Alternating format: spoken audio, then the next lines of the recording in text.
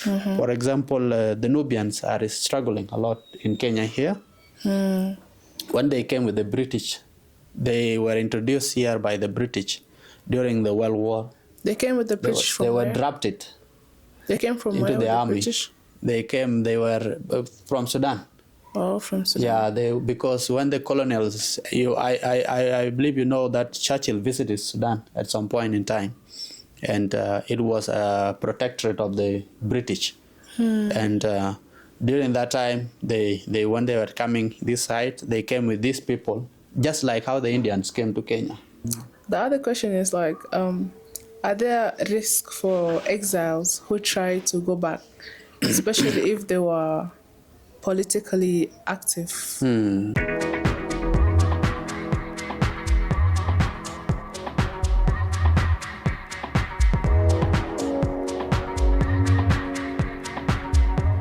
Hello and welcome on another episode of Red Table Podcast, where we unpack real stories, raw issues, and relevant conversations that matters to our community. Today our guest is a top legal mind, a revolutionary thinker, and a rising voice in East Africa law. Makoi Majak is an advocate of the High Court of Kenya and a partner of Hassan Luke and Company Advocates, where he leads the disputes resolutions department. He's also a frequent contributor to Platform Law magazine, where he shares sharp insight on legal and political issues. You're welcome, Thank Mr. you. Makoi. Thank you, Akir. Thank you. I'm happy to be on the red table. I should, if I know, I should have won something red, but I hope I will compensate next time. Thank you so much.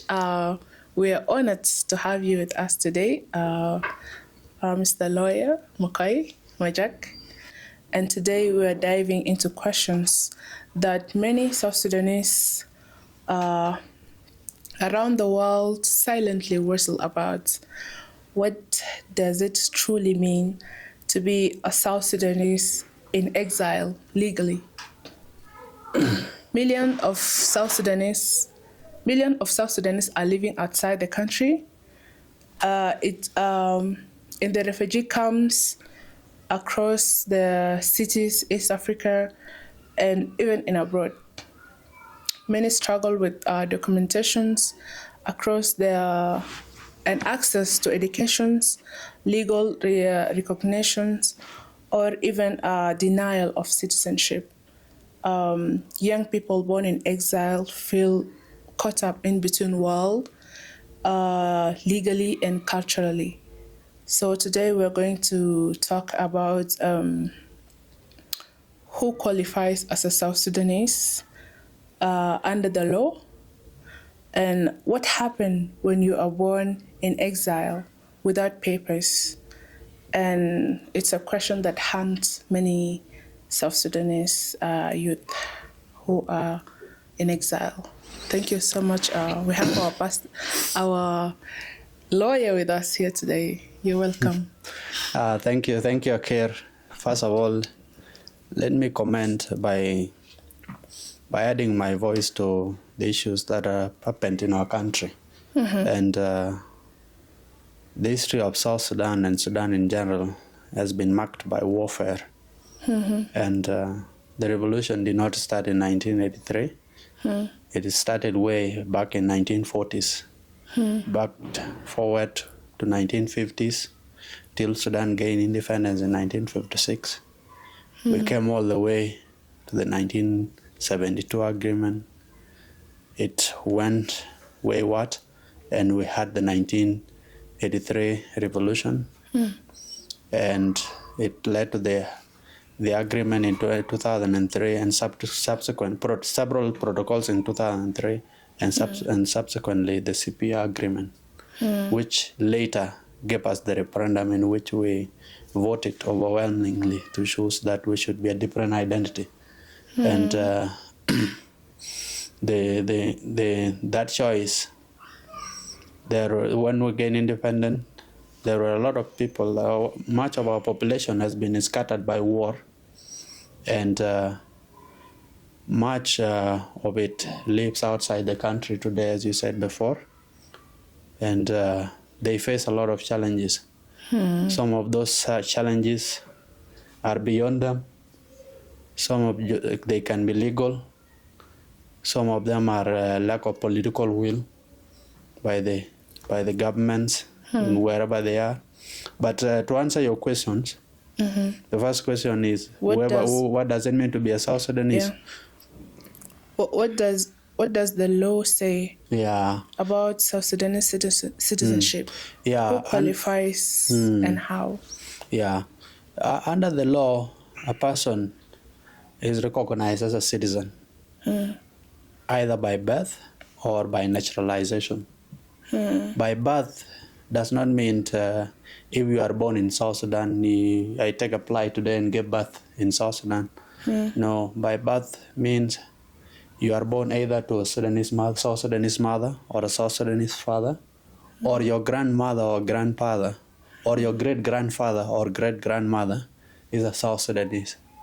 You therefore qualify to be a citizen, to be a South Sudanese. The other alternative of acquiring citizenship in South Sudan is through naturalization. And you must have lived, the requirements is that if you have lived in South Sudan for over 10 years, you qualify to be a South Sudanese, and there is an application to the Ministry of Immigration, which Ministry of Nationality, the Directorate of Nationality, which you must apply to be naturalized, and there are conditions that you must fulfill. So you can be a citizen. And you can also be expelled from being a citizen. So those things exist. Even if you're a South Sudanese? Yes, a South Sudanese may lose its citizenship under some circumstances whereby they have colluded with the enemy of the country. You might see the president might declare upon an advice from the minister that you have become a traitor and you no longer qualify to be a citizen. Oh, it's something new to hear today. But it is very rare, and it is unlikely. It is not easily exercised. The threshold is very high that for it to have reached that stage. Yeah. Yeah, my other question actually was, what happened when someone has no ID, passport, or birth certificate? Are they legally stateless? Yeah, no.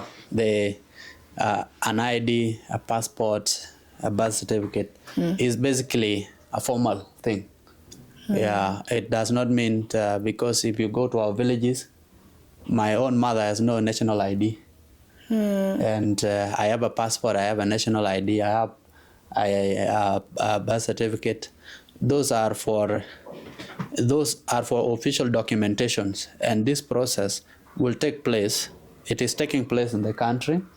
There are few that are taking advantage of the registration, but to just possess the ID itself, it does not mean the one who have an ID and the one who does not have an ID that they are not equal. They are equal, all of them, before the law, and of course the ID will give you an advantage of accessing some services from government. For example, gaining entrance or access at a gate or a public place. You might be required to produce your ID so that we know there is an accountability.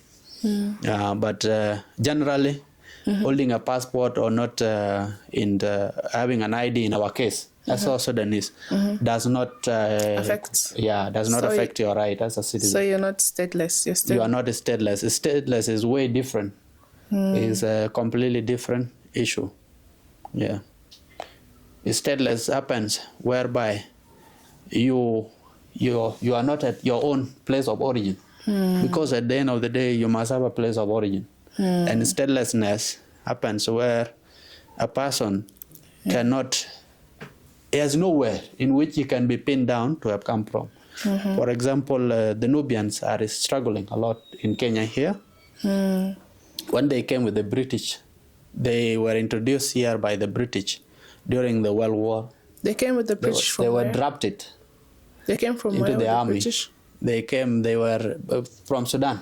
Oh, from Sudan. Yeah, because when the colonials, I believe you know that Churchill visited Sudan at some point in time, and it was a protectorate of the British. And during that time, they when they were coming this side, they came with these people, just like how the Indians came to Kenya. But the Indians, because of their industriousness, they were able to settle much easily than the Nubians. Yeah, I always wonder, Nubians, they speak Arabic, but they call themselves Kenyans. Kenyans, yes. And Yeah. then I wonder how do they speak Arabic? And Arabic is like their mother tongue. Yes, They can yeah. speak Swahili, then when they want to talk by themselves, they speak Arabic. Yes, because they came from Sudan. They came from Sudan, and some of them came as soldiers, and they were putting up. But how they struggle? How are they struggling while in Sudan here, there's Nuba. We know Yeah. Nuba. So now they divided Nuba for Kenya, Nuba for South Sudan. Yeah, it's the choice was for the Nuba at that time. That they could have gone back. Could they have really reintegrated back to their country? To repatriate them would amount to a human rights issue, because these people, there were some who were born here, their grandparents live here. The only place they know is this place. So, and that is why Kenya is in a dilemma. You cannot take them to Nuba, and you cannot again recognize them as full citizens. And this is affecting the Nuba population in Kenya. Yes. Yeah, my other question was like, how can a South Sudanese in exile prove their nationality if they were born in refugee camp or abroad? Yeah, you know, there is a presumption in law. There is a first presumption. If your grandmother, your great-grandfather, or whatever, great-grandparents, or your mother or your father is a South Sudanese, then you are a Sudanese. You are a South Sudanese. Yeah, Even if you have another nationality. Oh, you don't need any proof. Yes, you don't need any proof to show, unless if your parent have died, and then there is no any other history around here which can show you are the son of who and who, because our laws recognize that even your naming can be traced. That proves that you are a South Sudanese. Being exiled and being a refugee, those are not permanent issues. They are temporary, and they pass with time. Okay, thank you. We're on refugee status and legal protections. What are the legal rights of South Sudanese refugees in countries like Kenya, Uganda, or Ethiopia? Yeah. You know, what makes a person a refugee? The legal definition is that what makes you a refugee is the fact that you are running away from danger. You are someone who is running away, fleeing danger. There's a little bit difference with someone who is seeking asylum. One is being persecuted, one is running away seriously from a general danger. For example, in the 1950s, starting 1950s, our people have been fleeing the country to go to other countries in which there is safety. And if you have a well-founded fear that you are likely to be harmed or your family is in danger, then you can run to the next place and qualify as a refugee.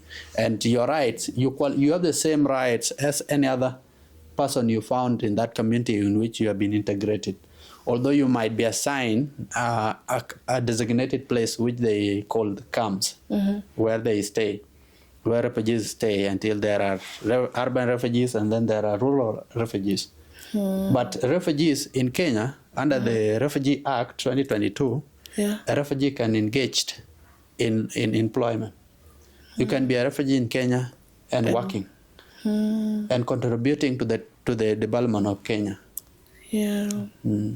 So all these other things, as long as you meet the legal requirements, paperwork that is required for you to do, whether it is a business, establishing a business, tukul butak, whether you are selling kisira or anything, you can sell those things, even when you are a refugee, so long as you have met the requirements. So refugees can can own an access to work or yes, business. Refugees can own homes. They can own land, they can own cars, they can own whatever, as long as it is not from criminal proceeds. But as a refugee, you have the same rights as any other citizen. Maybe you might not have the right to vote in elections.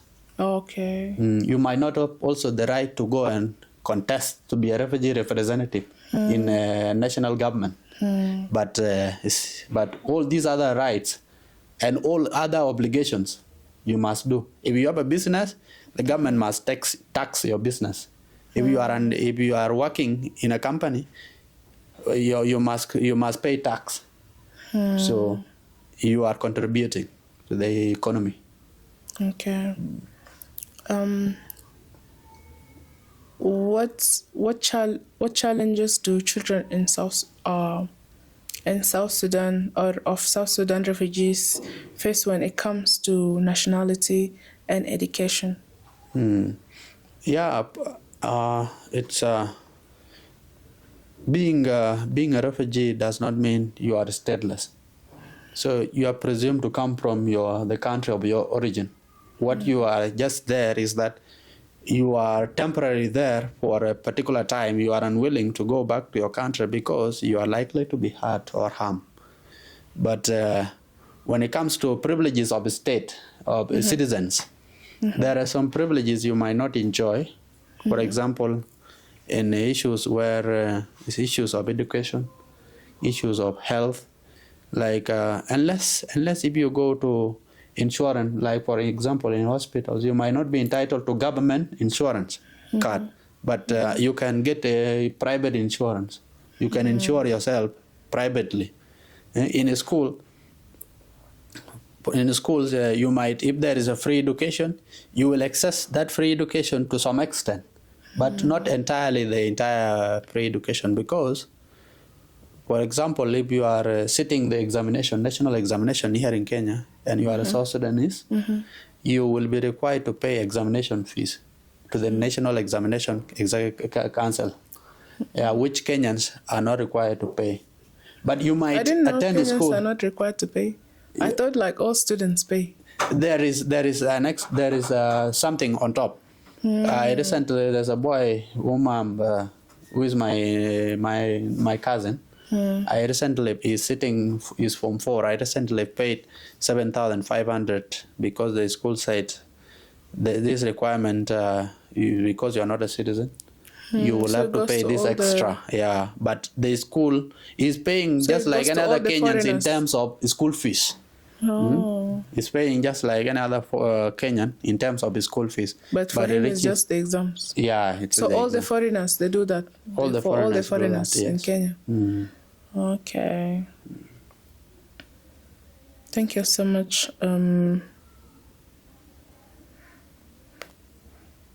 What are the legal steps needed to return to South Sudan and reclaim citizenship or land? There is a repatriation is not strictly legal. It's not strictly a legal matter. Under the Refugee Act of South Sudan and the Refugee Act of Kenya, for example, and these acts and these frameworks, they are driven from an international perspective. The Geneva Convention that gives a basic framework in which these other countries that have adopted and ratified the law, international law, for the respect of refugees, they put them in place and said, this is the basis in which we are going to make our laws.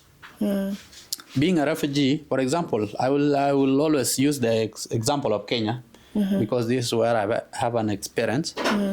In Kenya, a refugee has a right to return any time to their country of origin.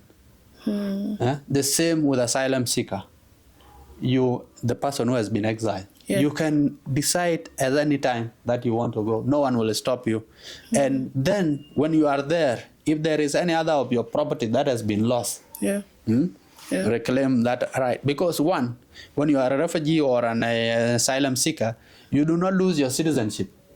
So there is no need for you to I go thought and that claim when it. you're a refugee, once you're a refugee, those people don't leave you again. No, it's not for life. It's a circumstances. It's like being locked in the house for your own safety. When that crisis is finished, you can go back and resume your life just the normal way. And if you go back and find your property, your land has been taken over by others, you have a right, just like any other South Sudanese, to go to court and reclaim and say, this is my land, someone is sitting on it, I need it back. This was my property, this is my house, someone was living in it, I want it back.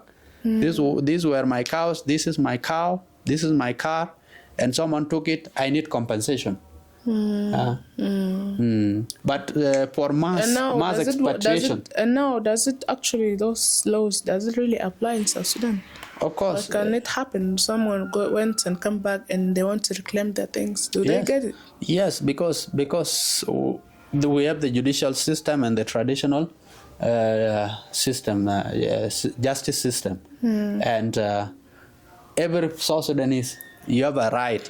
If whatever was chasing you away has subsided, is gone, you can come, because no one should take advantage of your property, because the right to property is protected by our laws, constitution, that everyone has a right to own property. Now, for example, the war that has been happening in Sudan, Khartoum, with all the damages, those who went out, flee different places, if they go back, can they reclaim their things? Well, war is a natural act. Because then you will have to ask the state, the government.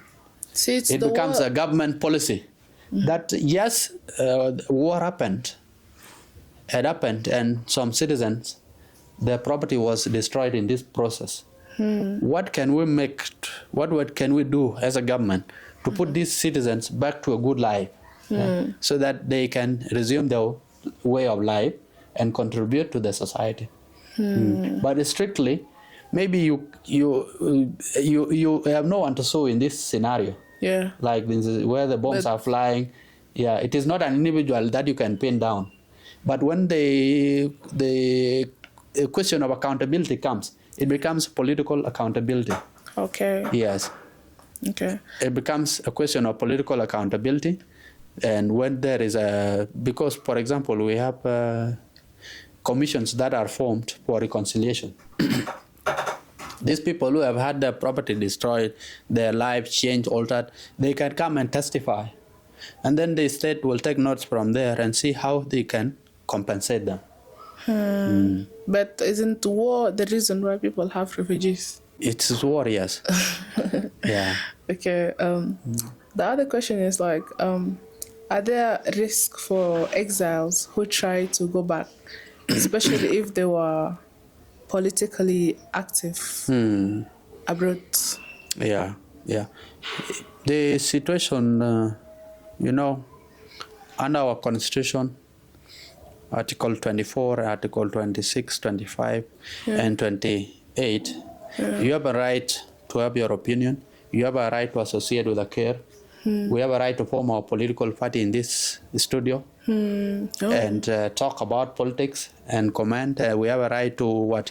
And when you are victimized because of what you are saying or because of what you think, then it is unfair. And this is the situation whereby you find someone has said something that did not sit well with someone who has power. Yeah. And then this person who has power, instead of responding through what was said, through saying further, he used that power that does not belong to him, but because he was just a custodian, he was just holding it. He or she was just holding it there in trust. They then use it to harm or to try to harm you as a manner of silencing you. Some may want to detain you for life, for as long as they want.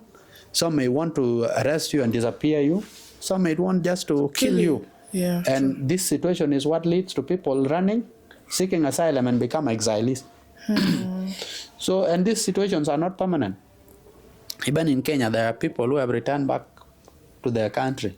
And as we speak today, there are Kenyans who are still in exile.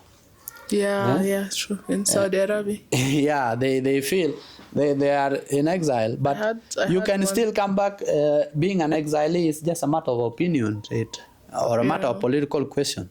When that political question has been decided, or when that opinion has subsided, then you have a right to go back to your country if you feel safe. There's a time I saw a bunch of people who came from Saudi Arabia, and they were helped by the government of Kenya for them to return back to Kenya. And there's still more. So you're right on that too. Yes, even in the agreement between SPLM and SPLM-IO, that agreement also stipulates that they should participate in returning South Sudanese refugees back home. Yeah. It becomes a government obligation, but that obligation is not being done right now. It's not being it's still pursued. Yeah, there's no political will to return our people home. So, but government should generally, when the war broke out in Sudan, responsible governments have rescued their people. Yeah. Americans went for their people. Kenyans went for their people. Yeah, except Uganda, except us. Yeah. And that is why we have the highest casualty rate. Yeah. It's because we did not respond early enough, and those lives will have not been lost. Yeah. And why were they there in the first very place? sad. It's because we are not willing to fix our problems from inside, so that every South Sudanese is proud to live in their country. True. What reforms are needed in South Sudanese citizenship laws to address statelessness? Yeah, I still think there are no crises of citizenship in our country. Yeah, I have never heard of any South Sudanese who was deported, who returned to the country and was told go back. This is not your country, or a South Sudanese anyone who is in South Sudan today and was denied national ID. I am yet to experience that situation, and I cannot comment whether there is a need to reform the legal system around that area. Okay. How can diaspora communities legally protect their identity and property while living abroad? Well, they need not protect them because the laws in that country, abroad, all these abroad countries, all these countries which we are domiciled in, they have laws on the rights that outline rights and duties of everyone who is in that. So you say they don't need to protect their property that they left behind? Oh, okay. Yeah, in the issue, okay. That is in the situation where, in the case you have gone back and there's a property left here. The property reverts to you in the manner that you want, whether you can sell it, whether you gift it out, or you can leave it for your other relatives that are still here. But the legal process of acquiring property is clear. The fact that you have left does not mean your property will be taken. Oh, it's the documents. There are documents that stipulates this property. There are properties in which you own perpetually. And you also, when you go, they all list them down. Yes, because that is the purpose of having documentation. If, for example, this studio, there is a title deed to it. A title deed that states this property in this section belongs to, in this measuring, it is designed like this, belongs to Mr. X. Yeah, and he owns it at such a particular time. For example, the 99 years, there are those that goes for 50 years. When that time has finished, the state will come to you, the government will come to you and say, your lease is about to finish. Do you wish to renew it, or do you want to surrender it to us? Or before it even expires, you can decide I will sell it to a care, or a care will sell it to me. So that is how it happens.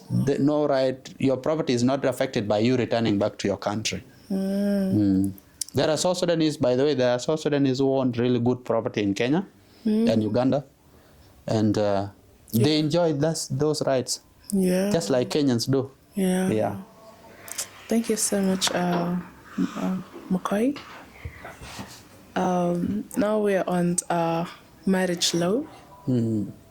And the question number one is, what legally counts as a valid marriage in South Sudan? Is it bride? Bride is bride price enough? Thank you. I think you are drawing me to a very hot topic currently ongoing in the country. But nevertheless, I am a lawyer. Yes. Yeah, I will speak. I will speak based on I'll speak my mind based on the law. Yes. Marriage. There are several types of marriage. There is customary. There is civil. There is Christian. There is Hindi. Based on the customs of any community. There is Islamic marriages. Yeah, but based on our marriages, one particular aspect must be present. Either the man or the woman has accepted that I am going to marry this person. Huh? Yes, you must agree. Akir and Makoi must agree. That's in where? In South Sudan? In South Sudan, that is what the law says. Why are you laughing? The law says, if there is... This law of yours is very new to me. Well, it's in our constitution. Because our constitution is the highest law in the country. And whatever any other law or whatever any other voice is not superior to the constitution. So it's the partners have to agree. Yes, you must agree. Whether the man or the lady? Both of them must agree that I have, A and B must agree that A will say I have chosen B and B will say I have chosen A. It cannot be that A says I've chosen B and B says I don't know. So it's not all about the price? Dowry price is a custom. It's a dowry price, it does not determine. The basic thing is that why do we have courtship? Courtship is for us to understand ourselves. Will we be comfortable in our house? Do we share the same vision? How will we raise our children in the future? Which school will they go? What kind of a wife do I want? Who is even my wife material? It's for me to, that is why we have courtship. I come from the Dinka community. People can date up to 1 year, 2 years, 4 years to understand yourselves. And in that understanding, can date up to 1, 2, 3, 4 years to understand. Yeah, in that understanding, you will be able to say, I see Makoi is really a handsome man, and he has what it takes to raise my children. But I thought like they don't date like up to 4 years. I thought like no, there is no stress. Listen, Makoi. I thought like you can date a girl for like, let's say 5 months. In that 5 months and something happened, or the parents or they see you together. Wally, the dowry, you have to take this lady to your wife. We don't want her anymore. I thought they don't do the dating thing as long as they see you guys are together or something misunderstood. Well, it is an perversion. Now, because you said I'm from Dinka, you're like you're from the Dinka. So I feel like it's not only Dinka, all the South Sudanese. There's no one I see. It is just now that it is happening. There's no one I see they dated for 4 years. Like that. I think my father courted my mother for a very long time, because my mother was one of the beauties in their village, in their cattle camp. The most beautiful lady. Yeah, at that time, and there were a lot of suitors. And for my mother to choose my father, it was based on that understanding that because my father was renowned, he used to wrestle a lot. He used to amass a lot of resources, and he was a defender of the community. And it was based on that. My mother did not just hear my father today and then decide to go tomorrow. But I know people who you date someone Okay, I know people who they dated someone within 3 months they're already married. That's okay. There is no legal requirement. And also, people who are like something small, like let's say your parents or your uncle sees you with a man, now that man must marry you. Yeah, that is an issue of poverty. It's a poverty mindset. It was not there in our tradition. Yeah. You say it's a poverty? Yeah, it's a poverty mindset that brings that one. Wow. There is a so desperation. Actually, we are very poor because this thing has happened a lot. There is a desperation to acquire wealth, and a woman is regarded as a property. So that if I see my daughter standing with someone, whether Mariak or whoever, then I believe the value of my daughter has gone down, and therefore Mariak must take her by all means. That's what I know in the traditionals. Like when you even mention Dinka, like this thing happens a lot. Yeah, it means the value of my daughter has diminished, and no reasonable man will bring more cows as I had wanted. Therefore, at least let him take half of what he has destroyed. So it's a poverty mindset. It's a poverty mindset. It was not in our tradition. Okay. This is a reinvention. You have seen even in marriages now, the mother-in-law want to be tied together with the is it the bride or the groom, their hands, and then there is something that is required for you to untie. There's more money that you give or cows to there's untie. Another one that I know also that if you don't drink water unless they give you, you have to give water. You see, a lock dog or something like that. Like yeah. There's a lot of that's so now it's also a new word to me. That's so it is. We have abandoned our own way of life and taken on what we see from other cultures, and we do not understand. No, we have not been told beforehand that why do these cultures do it like this. And in where I come from in Yerul, you will just need to put on those beds, showing the amount, what kind of a man you are and whatever, and then you go there for the negotiations. Negotiations is done both sides, at the bride's house and at the groom's house. And at that stage, they are handling their issues. Whatever drink, alcohol, cows to be killed there. At the girl's house, they will take responsibility for that. At my house, my people will take care of that. But right now, what we are getting is that it is my family who will cater for both ways. Then it means there is no understanding. It is not so the man's family to provide the whole thing. One person is sacrificing, and this has contributed to gender-based violence in our country, whereby a woman is seen purely as a property. You come, obey me. If you don't obey me, how will I have spent a lot on you. It makes sense now. And when the daughter, when the man does everything, when the woman comes home, she needs to just follow what he says because he provides everything. And she goes back to the family, and they are afraid of repaying that one because it has been lost or something. Then it becomes an issue. The lady will be abused. Not even her brothers will stand up for her. True. But those rarely happen. Those rarely happened during those days. But they are just coming up right now because of the poverty mindset. Oh, you mean like they were not there back then? They were not there. Now that it's more, because now is when I'm seeing stuff like that. Yes.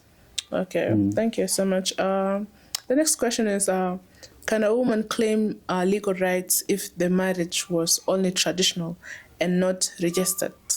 Yeah. The sources of that, the sources of law. You know, law is the only supreme. The sources of law in South Sudan includes acts of parliament, the constitution, and then the customary laws. Customary laws. And therefore, the question was about reclaiming can a woman claim legal rights if the marriage was only traditional and not registered? Both registered and customary marriage and traditional marriage have the same status. Oh, so they are equal. They are equal. Really? The registration is a formality, just like my mother not having an ID or not having a passport or a paper, but they have the same status. in our laws because they are based on customary laws. And what about in the worldwide laws, not even South Sudanese law? Well, in Kenya here, in the case of Kenya, even customary laws are registered. It is customary, but it is registered. But there was this lady, there's this thing I was watching a show where the lady, she's married, and those accusations that she's not married, she did come and stay. But then she showed her traditional marriage, but there was some thing status that it's not valid. But in South Sudan? No, it's in Kenya. In Kenya? Yeah. Yeah, okay. Yes. So I was wondering. The issue, that situation is called cohabitation. Come we stay. Come we stay has a lot of, it's a marriage that is halfway. It's not fully into a marriage, but it may result in a marriage. But she had the traditional marriage thing. And traditional marriage is therefore realized, but there is one particular aspect here. Yeah. If I was in a marriage before, a civil marriage, I cannot get into another marriage. I cannot then go ahead and contract a customary marriage. Yeah. I must first deal with civil matters, either declare a divorce before I entered into a customary marriage. Here in Kenya, civil marriages are superior to customary marriages because of registration. There is a presumption of a certificate. Here's my evidence. But still, if you have a child with that person, that child is entitled to the father and the property and whatever rights that they have in that marriage.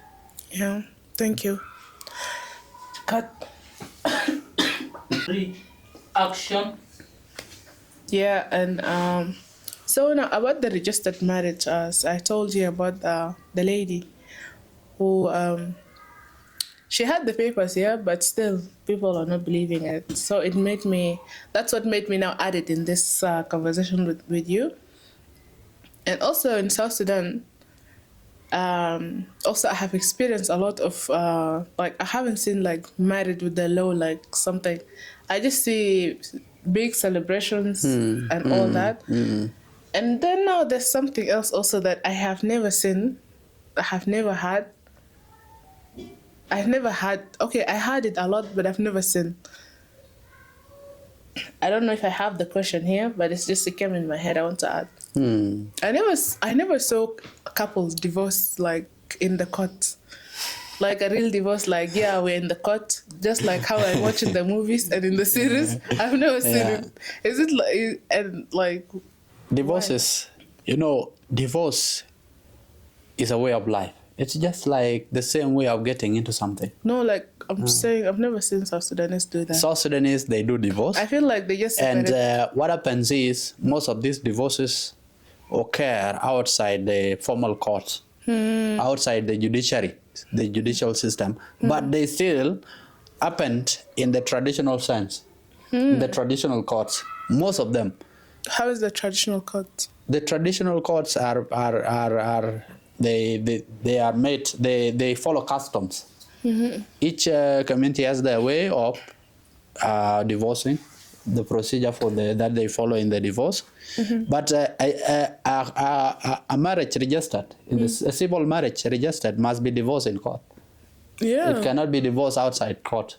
I've never experienced that. There might be people they go to a traditional court and they divorce, yet it is a civil marriage. They might live for S time, but lawfully they are actually still married. They might think they are divorced, but they are still lawfully married. I feel like any of them can be charged with adultery. I feel like all these South Sudanese who just separated with the Hashim Bess and the families, I feel like they're all still married if they married with the law actually. Yeah, it's because our tradition highly discourages issues of divorce. But with the current re-emergence of commercialization of dowry, marriages have been commercialized, and this will result in high rates of divorce because they are not genuine. Some of them are based on political status. Some of them are based on things that if it were back in the days, they will not qualify to be genuine reasons why I should marry Miss X or why Miss X should marry Mr. B. So, how does the law view a polygamous marriage? Yeah, the law, South Sudan recognized polygamous marriages. Really? Yeah. Can you highlight a bit from your understanding? There is no prohibition. How do they to begin recognize with, there is no marriage act in South Sudan. That is, there is no specific legal framework that says marriage must be conducted at this hour. It must be registered by X or XY. So we are, and this is because we are just trying to come to the legal system and still trying to catch up. Yeah. There are several From what laws. you're saying, it's giving you guys are doing a lot of catch up. A lot of? Catch up. Yeah. So there is a lot to be done in so many areas. But those areas, unless they present a problem, that's when the law comes in. So one day, if there are ladies who are complaining that I actually did not agree to get into a polygamous marriage, this man promised me that I will be the only wife, and they sign a certificate, and later, then it becomes an issue with the registrar of societies or the Ministry of Justice that registers this thing. Then there will be a need for a law governing marriages. Issues of inheritance. There will be a need for us to have a legal framework that outlines how inheritance will be distributed among the wives or among the wife and the children. Yeah, actually, I'm actually going there on inheritance and conflicts. Yeah, but first, still, the question is still there. Actually, I'll come to it. So, we are on women's rights. So, do women have any legal rights to properties during or after marriage? Yes. Okay. Yes, because our laws, the Constitution, I have to go back to the Constitution because it is the principal law. Yeah. The Constitution states every South Sudanese, every citizen has a right to property, to acquire or dispose. You can buy or you can sell. You can purchase or you can acquire. So whether during divorce, but still people will go down to what we call in that property, was it jointly owned or was it, because at the end of the day they will measure your contribution. The issue that societies, a lot of societies, and it is not South Sudan alone, that Kenya had faced, that it had to bring in, enacted a law called the Marriages Act, was because there was issues of inheritance. Women face some difficulties when the husband has died, or when they have gotten out of the marriage. Then they are told this property was not, it was because I'm the man of the house, it remains to me. Or they will say, well, you did not contribute to the purchase of this house, so why do you need half of it? Or why do you want us to divide it? Or this car, why do you want to take it? And it is mine. So Kenyan came up with a law that particularly states, lay down the ground that if in a marriage there is a property that is joint, co-owned, that is owned by the spouses, then there is a property that was acquired before the marriage. That property remains with the, and then there is a property that is registered in each individual's name or in jointly. So if that property has to, whether we got to get out of marriage, everyone is entitled to a share of that property, whether a woman or a man. Okay. In Kenya, here even men are claiming from the former wives. Yeah, I had that. Imagine. What challenges do widows face when their husbands die without a will? Yeah, the challenge is that the rules of intestacy comes in. Intestacy is a situation whereby I have just collapsed today and I have not thought I will die, so I did not picture in. Yeah, actually I'm learning. Continue. I have not pictured in what will happen after my death. I have children, I have wives, or I have a wife, and I might have a someone I have hidden that was never known to anybody. Yeah. What do? The issue that women face is that the rules of that intestate will comes in. The property will be divided, will be distributed based on the traditions, customs. First is the children, then those who are the wife, and then the defendants. But if there is marriage, if there was marriage, whether it is customary or civil, then whether there is a will or there is no will, everyone is entitled to a share of that property. Yeah, that's very good. But we highly advise clients. For example, we highly advise clients that you should have a will, whether you are 20 years, 28 years. Really? Yes, you should have a will, whether you are 28 years, whether you are 40, whether you are 90. You should have a will. A will should be reviewed. So it should start from 20. Well, if you own anything, if you are worth something, Wow. you should have a will, because no one cannot die. We all die. I thought that you write a will when you're about to die. No, most people do it when they are at the hospital beds. Yeah, that's what I thought. But now you, as a lawyer, They will call you and say, advise Wakili, the way I feel my kidney here, it's not functioning well, or I'm coughing a lot. Can you put something to divide my house in Karen, or my car in my shamba in Kikuyu, so that my children give this solution? So you as the lawyer, you actually encourage people to start at early. Yes, because you don't know when. Things, even you can wheel out your telephone, or even your clothes, or even how you want to be buried. Because there are situations even in Kenya here where there are issues of burial. The issues of burial. Where you will be buried, there can be quarrel. Even, for example, there was a case a long time ago, it happened a long time ago, where the wife was being denied the right to bury her husband. Yeah, that's crazy.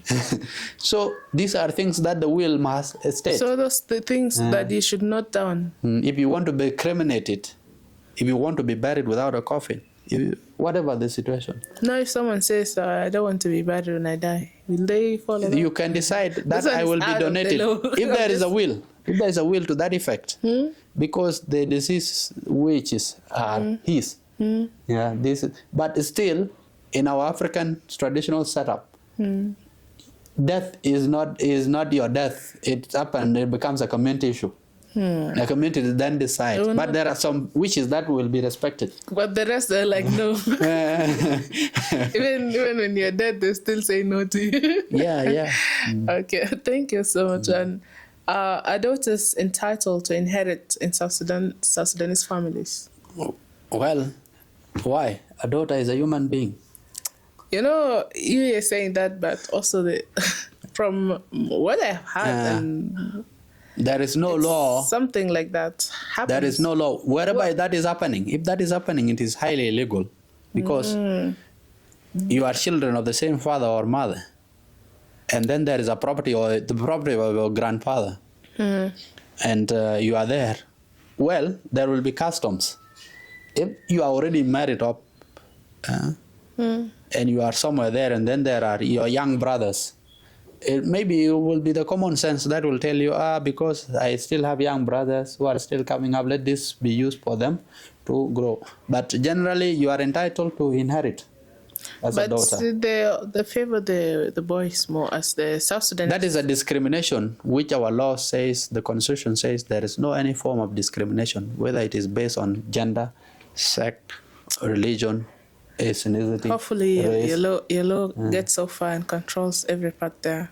Because there's some part that you guys didn't reach yet, and those things are still they're still happening. Yeah, they are still happening because we have not devolved. Yeah, they're still practicing those. We have not gone out to say there are right now. South Sudan has less than 1,000 lawyers, qualified lawyers.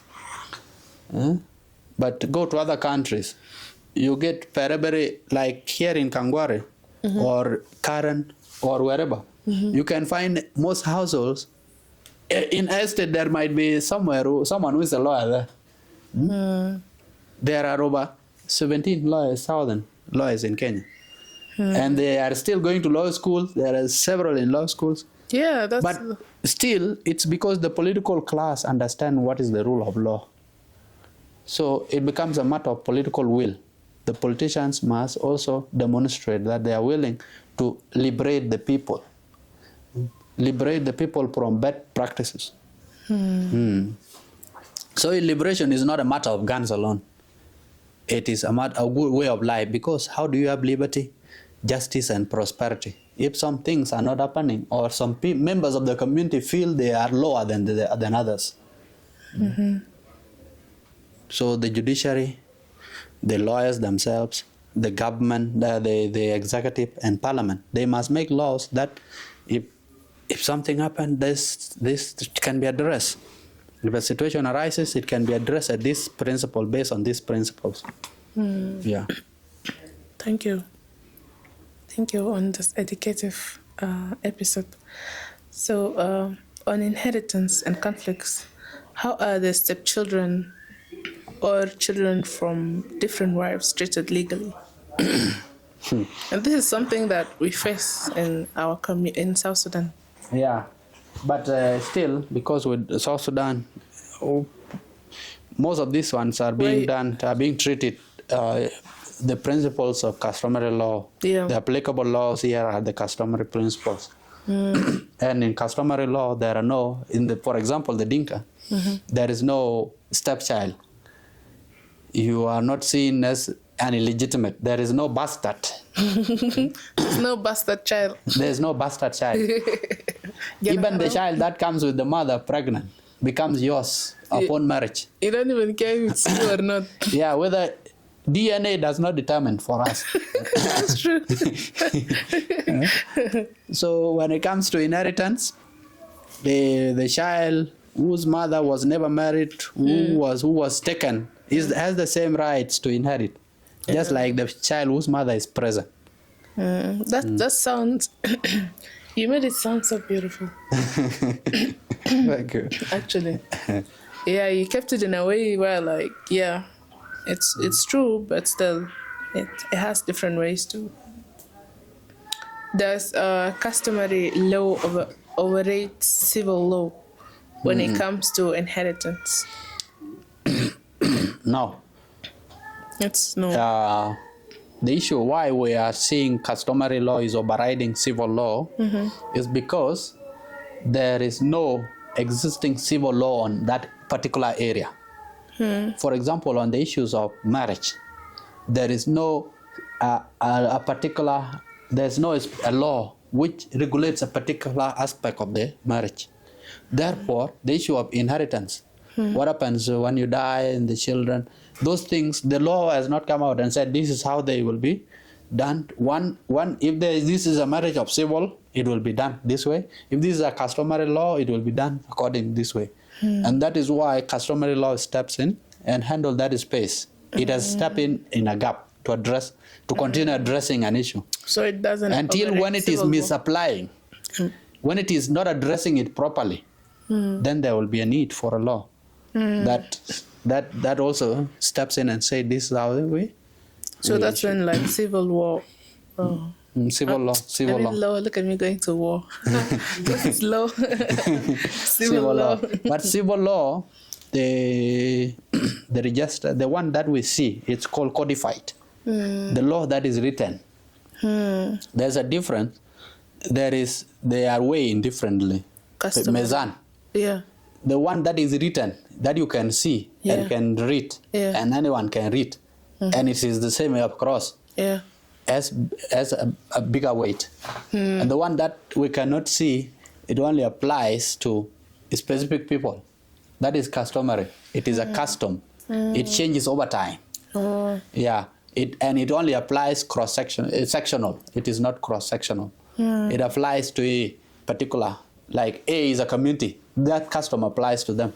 B is a different community. The Azande, they have their customs. You cannot apply the Dinka customs to Azande, or the Azande custom to Dinka, or the Kakwa. So they are particular. Okay. That's a very clear way of putting them, actually. We're on reforms. What legal reforms are mostly urgently needed to protect women and children?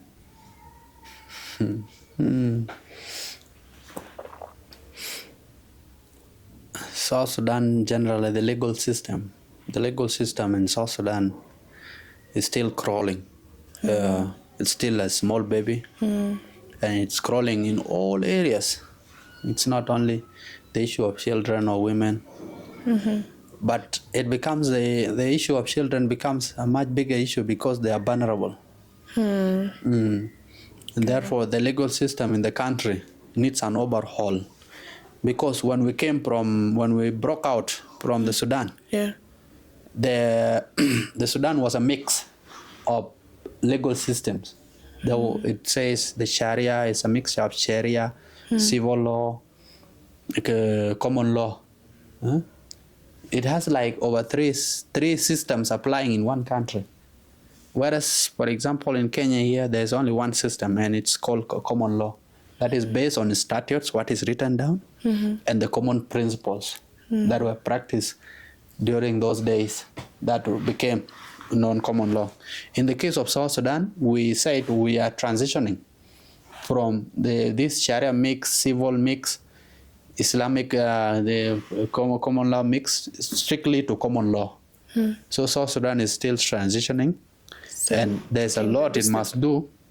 There's a lot. We have a new Chief Justice now. There are so much reforms needed in the legal sector. And these are things that must be pushed by lobbies, by interested groups. For example, in the issues of women, we must see women coming out and saying, the Constitution says this. Why is there an act of parliament to operationalize what the Constitution has said? We have serious women like Nunu Kumba, several of them, Ann Cleto, Sarah Cleto. They are in government, but they must be vocal about issues that affect women.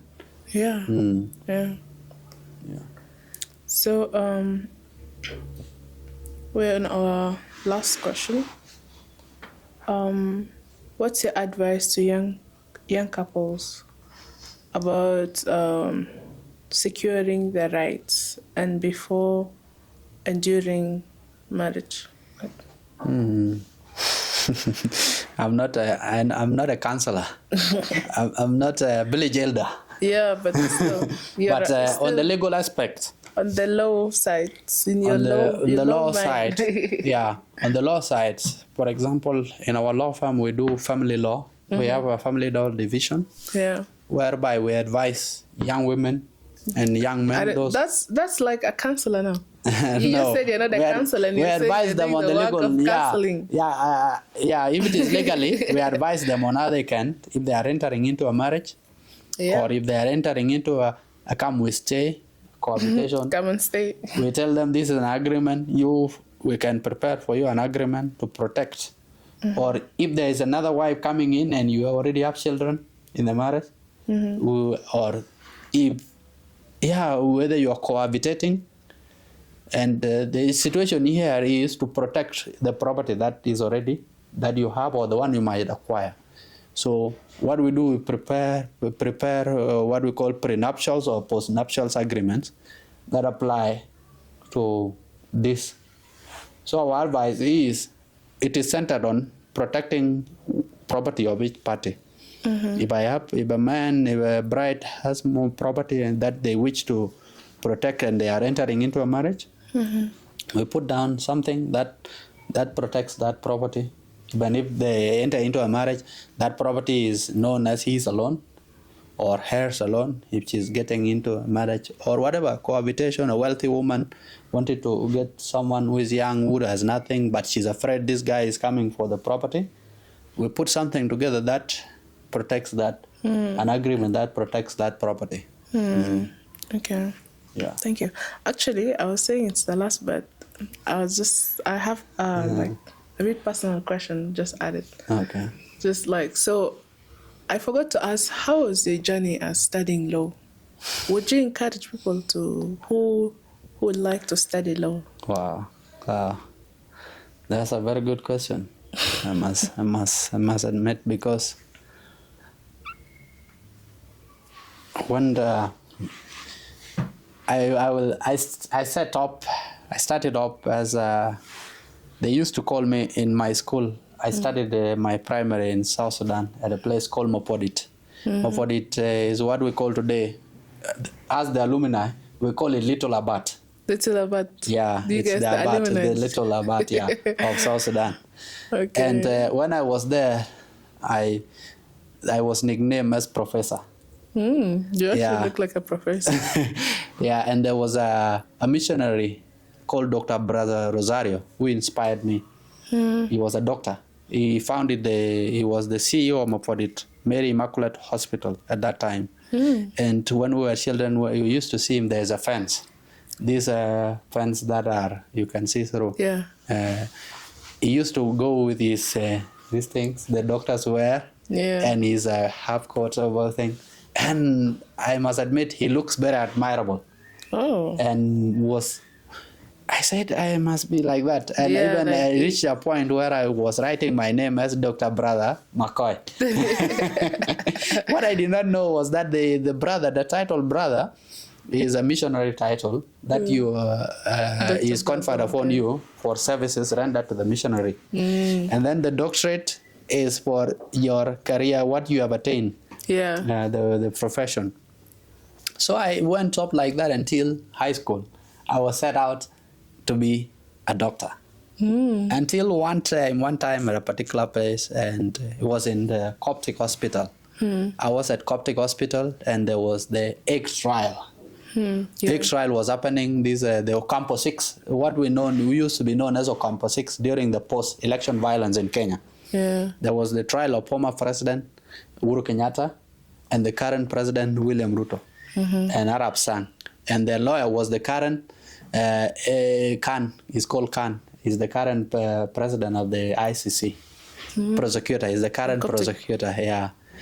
And at that time, the lawyer was representing government. He was not representing Ruto or Uhuru. Was a senior counsel, Githu Muigai, Professor Githu Muigai, a very well articulate man.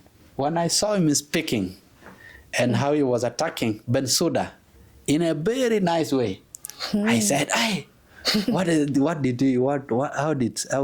such a person? How does he speak like that? Why does he seem to know everything? Why was he speaking so well, so persuasive?" Then I did a research and found he's a lawyer. And he was wearing those things because I could not understand. I was young. Admired, like wow. Exactly. You're like, wow, this is good. So then I said, I must become a lawyer, and that is how I got into the law. Wow, it's just by seeing how someone presents themselves. And how they spoke. I started downloading his speeches. Wow. And then I joined first year. Law is very entertaining at that time. We were happy. We went there. We were doing. I had a lot of colleagues. We were doing moot courts. The study of law is just like the study of all the other things. Just that there is some unnecessary pride it gives you. Pride? Yeah. Most lawyers and law students feel they are on top of the world. Yeah, like you're the one who is making the rules. They look down on all these other professions, which might not be accurate. Yeah, but the study of law is very exciting. It's understandable for them to be like that because like you're the one who's bringing the rules. Yeah. So when I follow the rules. Yeah, when I finished my fourth year, I graduated. I thought I was the best lawyer, that I could solve anything, any legal question, until when I went to the bar school. This is what bar school happens after you have finished your 4 years. In law school, in the law school, then you go to a bar school, which is in the case of Kenya, it's called Kenya School of Law. This is where you are taught now the real practice, things you were not taught when you were in law school, when you were in Kenyatta or Strathmore or University of Nairobi or Kenyatta University or Jamajuba. Those things are not taught to you there. Imagine. what you are taught, maybe. So from there, you thought you're done. Yeah, I thought I was the best lawyer. What I did not know was that the real algebra was in the law, in the bar school. Okay. This is where we learned the practice of law. And that were the difficult moments, the most challenging academic journey I've ever undertaken. Yeah, it's the only challenging part of law school. When you get there, it is uncompromising. You begin to even ask yourself, you mean, am I this dumb? Yeah, because there are situations whereby your colleagues get better marks and you don't get it. You don't get good marks. Even there is a process where you sit, people sit like that, and I'm being interviewed, like this interview, but I'm being asked things that will be marked. Yeah, that's hard. After that, I will be given a research, just like they do in the undergrad. Yeah. That they go and come up with this. And after that, there is an exam which I must sit for 3 hours. Yeah, I thought being a pilot it's hard. Yeah, it's hard, just as the same as medical school is hard. It's just like going into Kenya Medical Training College, doing those exams. So there is a way it has been made so that not a lot of people joined it. So it has been made extraordinarily hard so that people, you can win the only the very best, only the very best and the few can make it. And the few luckiest can go at that particular time. No, some people might not know how the end there. Yeah. But then you'll end up not making it. But what I can say, there is nothing that is impossible. Yeah? In the first exam, we did. There are 9 units. For the first time, for me to fail an exam, I failed one paper, 1 unit. Makoi with the pride. For the first time for me to fail, because while I was in Mafodit, I used to be either number 1, number 2, number 3. My colleagues, there was another guy called... Never top 10. I've never gotten number 4 not in my even life. Top 5. Just from 1 to 3. Yeah, I'm not even top 4. I was from 3 going this way. And I have been number 3 once. And I know my colleagues will watch this. I thought they said that. I thought all parents say that. I have never failed. I'm always number 1 in my... No, my colleagues are highly successful. I have colleagues who are ministers in the state level. I have colleagues who are engineers. Oh, sure. Yeah.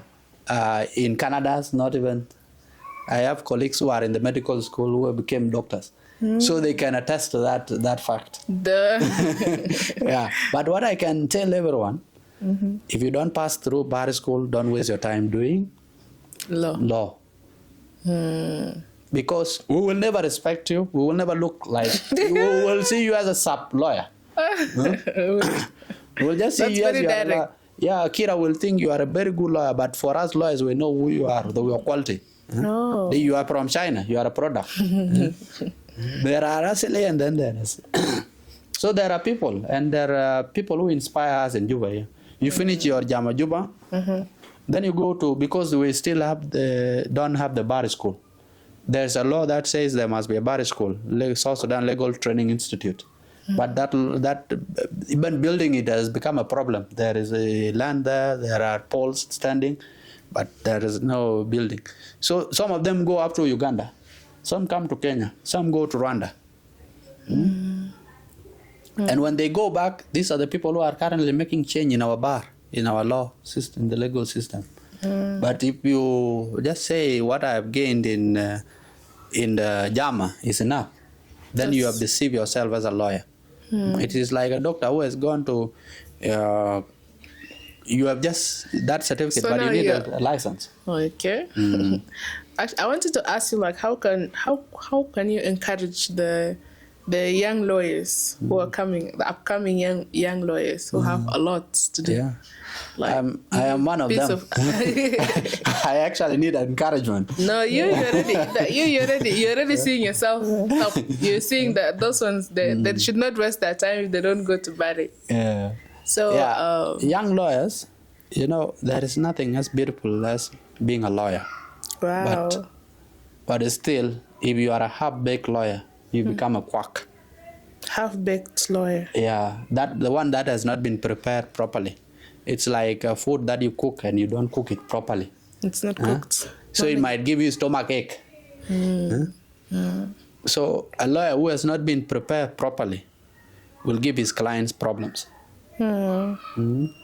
Clients, even advising a client that this case should not go to court, a lawyer who has not been prepared properly will say, I'm going to win this case.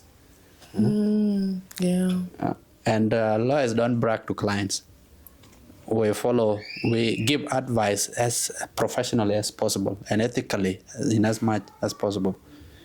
So people should try to go to bar school. Those who cannot get admission requirements because of where they did high school, they can still, there are other bar schools that accept people. For example, the Rwanda.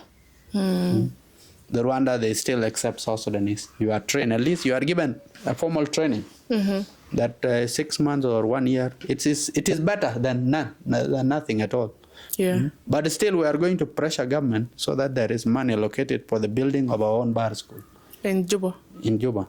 Because without the bar school, without the law, or without lawyers, or without good judges, the country will not go forward. Yeah, without the law. The law is important. Yeah. So for now, you're telling them if they don't get the admission here, they go to Rwanda. Yes, the Rwanda is open. Even Uganda, LDC, Law Development Center in Uganda, has been admitting South Sudanese, and they are doing wonderfully well because we are gifted. When it comes to the issue of brains, South Sudanese are well gifted. I don't know whether that's true. It's the mystery of the fish or what, or the milk. No, they actually say it a lot. We don't catch the tail. We are always like Toyota, the car in front. Okay, thank you so much, Mr. Makoi Majak. I have learned about the law, and I had different mindset a bit, but you've corrected me with the modern way. Yeah, thank you so much for having you today. I don't mind. I will ask my secretary to send in a fee note for this lecture that I've given. It cannot be for free. Yeah, thank you so much. But I'm very happy to have been hosted by you, and I commend you for doing this one, because this is how conversations get out. It's part of civil education, civic education. There will be people like how the pastor before me. There were things that I was not valuing, but when I heard him, there was a story he said here, and it got to my mind. This is the conversation we need to have as young people, instead of boxing ourselves or talking about football. Okay, let us talk about football here. Rather than not. It is much better for it to be recorded, to be heard by someone. So I appreciate what you guys are doing. I'm sure you guys will go far.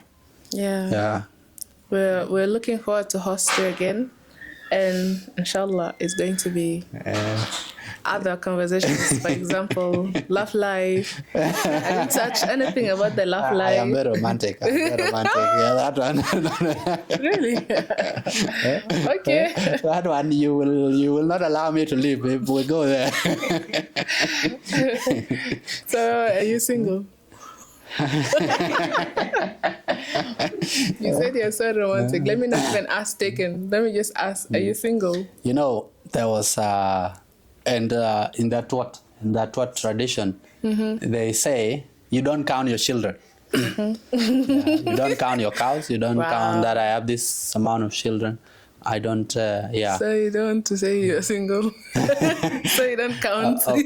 Of course, I'm highly valuable. I cannot be single. Wow. But this is something... the door has not been closed. I've never had something like that. The door has not been closed. Yeah, the door has not been shut. I never had a guy saying I'm highly valuable.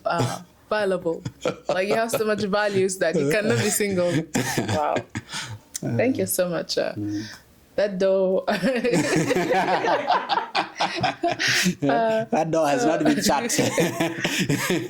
So really appreciate you for being with us here today. And I want to tell our followers that see you in the next episode. Please subscribe. See you in the next episode, and please follow us and share if you like this episode, and if it's inspired you or you've learned something, please like, comment, and share it with others. And also on our topic today with Mr. Lawyer Makoi, we have learned a lot, and I just want to encourage our sisters, our relatives, or all other people who are in exile or in different places. I just want to tell you that no papers, no passports, but still a person. You are still a person, and it's still a story. You still have a story. Stay. You are still South Sudanese. Yeah. You are, like he said earlier, no matter what, you are still a South Sudanese. With no papers, no ID, nothing. Yeah. There's nothing can erase that. So, yeah. Thank you so much, and see you in the next episode. One thing you must tell our people, we have a law firm now for South Sudanese. It is not like before where you don't have. Whatever problems you face, you have South Sudanese lawyers here. The best part is we have law now. We have lawyers. We have smart, and we have people who are looking in a positive way. Like, I was expecting this episode to be so sad. Like, but then it was so positive, and he came up with way more than we. And that's what we need. So you guys stay courageous. Our country is going high and high. It's developing. Thank you. Thank you. Thank you, Kira. Thank you so much.